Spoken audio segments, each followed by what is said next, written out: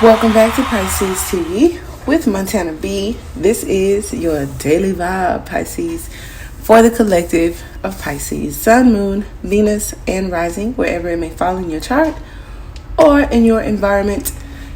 Keep in mind, tarot is entertainment. If it does not resonate with you, try other aspects of your chart. Check out some of my other videos. If you've been following the channel, at least for the last few weeks, we've been going down the line of the major arcana because it seems to fit, like I was called to do it. So today, the 21st, we are going to look into the world card. Okay, so if you're new to the channel, definite treat for you. We appreciate you stopping by. Take a look around. In the description box, there's a lot of information. On the community board, it's my favorite place to be, and so I think you'll get to like us. Join the collective, subscribe, like, share, comment. I do appreciate and read those, okay? And we'll go ahead and get started with the reading. So, as I sat here with the card itself, right, I looked at these three ladies, okay? And it's so cool. So cool. I want you to look at it with me. Now, I'm an educated guesser, and a lot of you came here and said, I want the daily vibe. I want you to read tarot. I'm going to do that. But a lot of you also like my intuitive reading and when I just kind of like have brain regurgitations. Okay, so we look at the three ladies. All right. I think about the three cups. And when I think about the three cups, I was like, well, what about all the twos and threes? And then the ones and twos. And then 1, 2, 3, right? So anyway, what I got from it, with the ones, those are like the possibilities. With the twos, it talks about any direction, right? And then so when I thought about the world card, I thought about the Wheel of Fortune and how it goes in any direction. I thought about the completion of cycles. I thought about the Empress, the Earth, communication, connections. And then I was like, wow, it really has so many connections and so much connected to every single card. But the Magician, the High Priestess, the Three of Cups, the Wheel of Fortune, the Two of Wands, all of the aces, and the Judgment card. Now I'm kind of feeling the Star card too, but I feel all of that holding this card and looking at it because we have the same, because all decks are different, right? But we have the same kind of directions, or animals, angels, whatever, however you learn tarot, they're here. We have the wreath, which took me to the Six of Wands, which made me think about the Star and how they're posing, and the Page of Pentacles, who's usually posing like that too. So it's like the Star Child grows up and is born and connected to its trifecta. Okay? Some of you may even think about Lady Luck. I mean, man or woman, you get 3 girls, maybe pretty lucky. But there's some sort of luck tied to the World card and its association to 777 and Blackjack, which also has this connection to the number 21. And I think that came later after tarot, I kind of think. But even looking at the card, and we're going to read from the guidebook, I have man at the top of the world. So this is definitely not the Earth or the planet. Right, so when I mentioned the Empress, we have man at the top of this. And I'm sorry, these flowers too make me think of the Queen of Wands.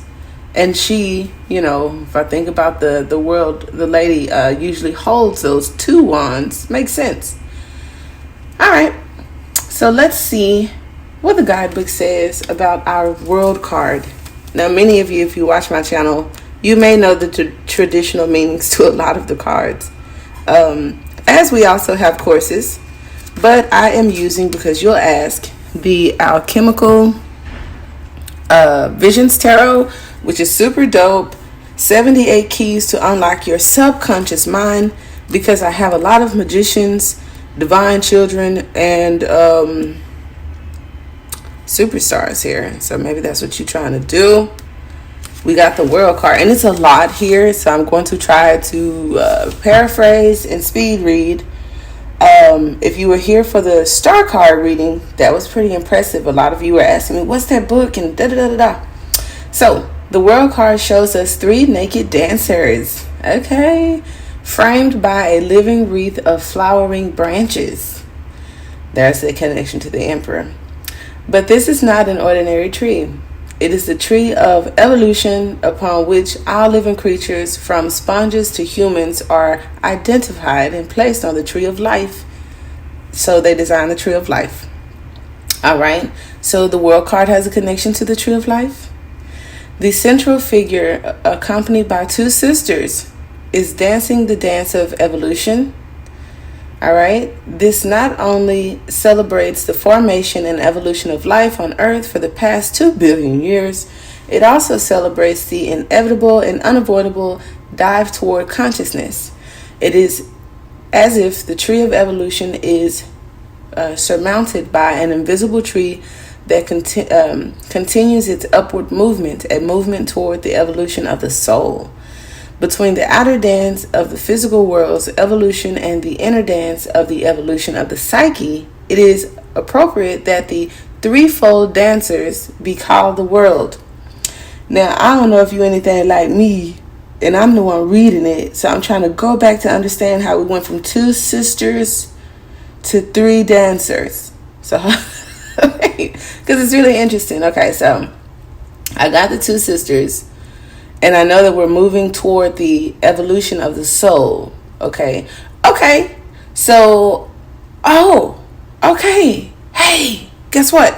I've been learning a lot about astrology for no reason. Just pulled to do it. And in my reports, it does, it categorizes them for me. The outer planets, the inner planets, and the moon. So, I wonder if that has anything to do with it. Probably not. Sources like, no. Okay, cool. I'm just trying to understand how we got from 2 sisters, and then I see here where it did say outer dance, and then we got 2 sister dancers, and then we got the outer dance of the physical world. I don't know. It's gonna make sense in a second. The world's dance not only celebrates this evolution, but her movements drive it. Okay, the power of the dance is the very powerful of psychic evolution. Dance here symbolizes the act of creation. That's why she got those 2 wands. The creation of all living things. That's a powerful phrase. In Greek Orthodox doctrine, Sophia, the personification of knowledge and divine beauty, dances. So is the third lady Sophia? Probably. She truly earns her name, Holy Wisdom. Okay, divine feminine. The dancing figure symbolizes cosmic consciousness and the world of soul. There is a hint of androgyny in the dancer. The face, hair, and breast are certainly that of a woman. However, the strong hips, sturdy legs, and muscular shoulders suggest that the dancer is an androgynous creature, combining and integrating masculine and feminine elements. Have we talked about that? Shiva and all of that good stuff. Oh, is that the same thing? The androgynes that we talked about from the Starseed Oracle, which did kind of describe itself as the brother stars or something about Aquarius. Oh, and then what about the nymphs? Remember they said, some people say that's how the world started, when women, well, they weren't called women then, they were called nymphs or something. And they kind of like had all of the body parts and, you know, created life from themselves. So they, okay, maybe that's how. I'm so inappropriate, but I'm like, okay, a queen with a wand does sound, you know, so like something. I mean, you got all the aces, you got the cup and the wand. That could be a nymph. I don't know. Anywho, the various elements of gender, as I become more and more inappropriate, we have encountered in the previous cards, are here combined into a single entity. See what I'm saying? See? The various elements that I took as the aces they mentioned. So, while certainly human, the figure's ambiguousness raises it from the world of the personal to the world of the transcendental. Okay, so trans at that point in my conversation. All right. The flowing scarf suggests the presence of an ever-moving spirit. The world hearkens to a time before the existence of human beings as we now know them. Before the creation of Eve, the only human-like creature was androgynous, Adam. So Adam was a hermaphrodite. Okay. The alchemist saw original nature as a hermaphrodite. Cold, moist matter being the feminine, lunar aspect, while the hot and dry aspect of matter was seen as solar or masculine. Okay. This androgynous being contains all four aspects of matter. I think the four aces. Again. All necessary to ultimately form the philosopher's stone. For the male traveler, they represent the ego and the anima. For the female traveler, the ego and the animus. Sound like we're speaking Latin now. Part of the tree of evolution is the tree of life, here represented by a vibrant, almost exploding bouquet of flowers. Y'all know I like me some flowers. This nature wreath framing the dancers indicate a harmonious interweaving of all aspects of nature. And I said that and it sounds so pleasant coming out. Conscious and unconscious to form a continued and integrated whole. So this is about being whole and teamwork and oneness. This becomes the dancer's official protective domain, her temenos. So notice with all of this confusion between his and her and he and she, it's still her. Alright? At the center of the tree of evolution and at the center of the tree of life, the dancer easily symbolizes in Jungian terms the self, the center of psychic wholeness. The world card warns that when we lose contact with the dancer within, we simultaneously lose contact with the self. And this is where my mind takes me to the high priestess and or the magician. The high priestess. Okay. Furthermore, the wreath is no longer circular. It is no longer the shape of the Ouroboros of primal chaos. Rather, it is vertically elongated into a womb-like vaginal mandola. Okay, let me say that again. The wreath is no longer circular. Okay. The Ouroboros is also a circular kind of form. Isn't it a serpent? In the Wild Unknown has archetypal cards that you guys love when I use. Maybe we'll pull those out today. But I think it goes kind of like in a circle. So a vertical elongated into a wound-like vaginal mandala. Okay. It is common in the icons of the Eastern Orthodox Church that the mandala is used to depict sacred moments which transcend time and space, most commonly the resurrection and the transfiguration. Okay, they would argue about whatever that means. We have seen resurrection in the previous tarot card Judgment yesterday, okay? And many previous cards have been concerned with the transfiguration, the Tower, we did that card, and the Moon, we did that card, and so on. So maybe we did most of the transfigurational cards. Okay. We are experiencing the mandala of the world is a resurrection and transfiguration of the psychic contents of the soul, and the dancing figures being so large within the mandala indicate that this is happening very close to us, easy to observe, and preferably easy to participate in. Who likes to participate? Okay, whatever. Another name for a mandala is a Viseka Pisces. Okay, so I don't know if we're going with Pynx or Pisces here, but it's Piscis, so Viseka Pisces. The origin of this term is mathematical rather than religious. This opens another line of interpretation that surprisingly, unless you are a Jungian, leads to the same conclusion. If you take two circles and overlap them slightly, where they overlap forms a lens shape, the Vesica Pisces. The circle symbolizes the self, the totality of the psyche. So we are two fish, right? When the two of these overlap, they form a lens, a device to help us see more clearly. Is that not the three cups? Kind of cool. Super consciousness. That wasn't in the book. Thus, joining the two discrete shaped generates a third, a greater significance than the sum of the two elements. The shape is reminiscent of an egg or a seed, both powerful symbols, especially in the context of the world card.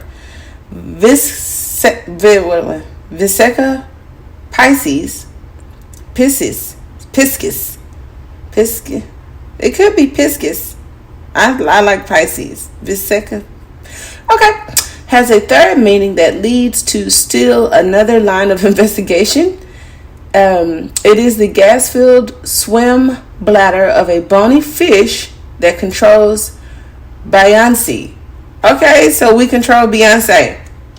It is Buoyncy.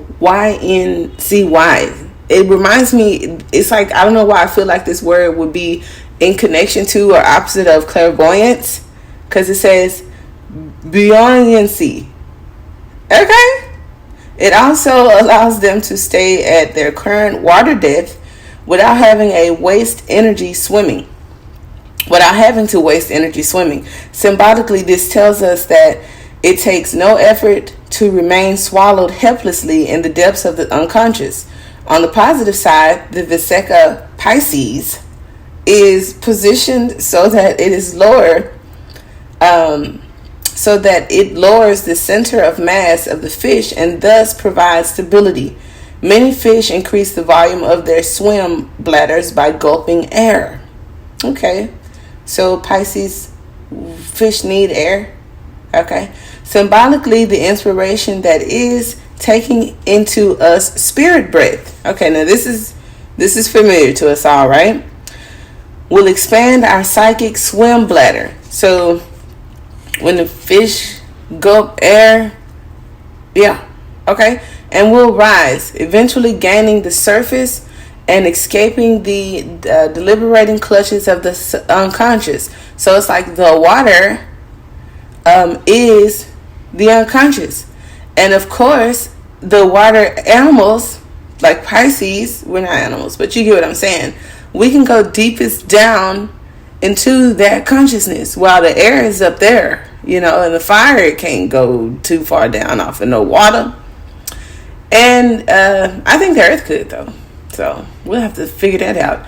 But the tree of evolution, I did not intend to read all of this, but it's very interesting. The tree of evolution, the mandorla, and the dances are surrounded by four creatures: a bull, a lion, an eagle, and an angel.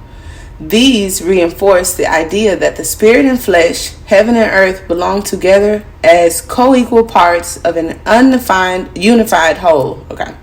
These four have been interpreted in many ways: the four elements, the four directions of the compass, the four humors, and the four seasons, the four stages of life, the four corners of the earth, even the four Jungian functions.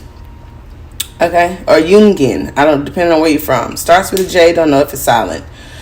Or even further toward the edge of interpretation, the four horsemen of the apocalypse. Or even as the four immutable signs of the zodiac, presenting stability and dependability. Here is a quick survey of some additional useful ideas. The bull, Taurus, which all of the planets seem to be in right now, and we're going to talk about that, or a lot of them, some of them. Okay, some that matter. All right, so the bull, Taurus, becomes of the physical nature, represents earth's stability, patience, perseverance, and the pure substance. And since Luke's gospel emphasized the work of Jesus here on earth, the bull is connected to Saint Luke. The lion, Leo, embodies fire, creation, spirit, incarnation, and resurrection. The lion was the totem animal of Venus. And This has thus become associated with Saint Mark, their patron saint.